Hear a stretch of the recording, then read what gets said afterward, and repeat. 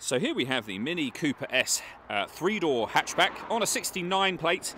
I'm going to start off by hopping inside the car and running through a few of the controls first of all. Okay, now that we're inside the car, we're going to start with the dials. Over on the left-hand side, we have the rev counter, we have the speedometer in the middle, and the fuel gauge on the right-hand side. Within the speedometer, you can see the total miles for this car. They are 12,443. You can change the information displayed above that by pressing a button on the end of the indicator stalk. Various bits of trip computer, fuel economy information, and if you wish to, the digital readout for the speedometer you see being displayed on there now. We back out to the steering wheel. We have cruise control and speed limiter on the left-hand side. Over on the right-hand side, stereo and phone controls for the car. The stereo itself is over in the centre, and this is also where you would pair up your phone controls. As you've just seen, you can use it as a touchscreen. You don't have to use the touchscreen. The movement I'm making at the moment is being done using this dial and the collection of buttons that surround it, which is far easier to use whilst driving, and actually, in my opinion, far easier to use full stop than the touchscreen. So this dial, for example, you can rotate to any of these options, so you can pair your phone, the menu we were just in. You can go to media and radio, push that dial down to enter that menu, where you'll see we've got DAB and FM radio.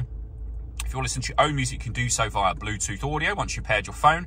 USB input as well. You can also pair your phone from this menu as well as the previous one we were on. We can open up the satellite navigation menu. You can go to input new destination. I'll show you the map for now, which is a nice clear colour display, as you can see. We've done a full video showing how the sat-nav works, which you can find on our website and YouTube channel. This car also has Apple CarPlay available as well. Main volume for the stereo just there. We then have dual zone climate control. So you can adjust the passenger and driver temperature. You can increase and decrease the fan speed.